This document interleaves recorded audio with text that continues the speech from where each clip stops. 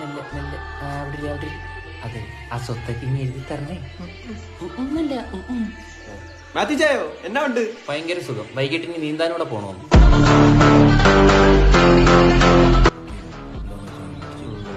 മാറ്റിച്ചായ കണക്ക് പ്രകാരം ഈ വീടും വസ്തു 2 ഏക്കർ സ്ഥലവും പിന്നാസമർദ്ദിലെ തൊട്ടും ആർക്കാ?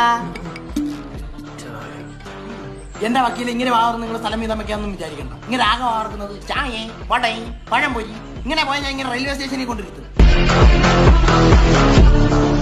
പുള്ളിയുടെ എഴുത്ത് പ്രകാരം വീടും വസ്തുവും 2 ഏക്കർ സ്ഥലവും ഇളയമാനുള്ളതാണ്. ചെറിയൊരു ട്വിസ്റ്റ് ഉണ്ട്. പുള്ളി ഇടയ്ക്ക് തേനിയിൽ തേനെടുക്കാൻ പോത്തില്ലേ, അവിടെ പുള്ളിക്ക് ഒരു ചിന്ന വീടുണ്ട്, അവിടെ ഒരു ചിന്ന പയ്യനുണ്ട്, അതാണ് ഇളയ മകൻ ചിന്നാണ്. പിന്നെ സബർജലി തൊട്ട മൂത്ത മോനുണ്ട്. നാട്ടം നിർത്തു. പുള്ളി ഇടയ്ക്ക് വേളാങ്കണ്ണി തൊഴാൻ പോത്തില്ലേ, അവിടെ ഒരു മൂത്ത വീടുണ്ട്, അവിടെ ഒരു മൂത്ത പുത്രനും ഉണ്ട്, അവനാണ് മുത്തച്ചാമൻ. എല്ലാം തീർപ്പായില്ലേ?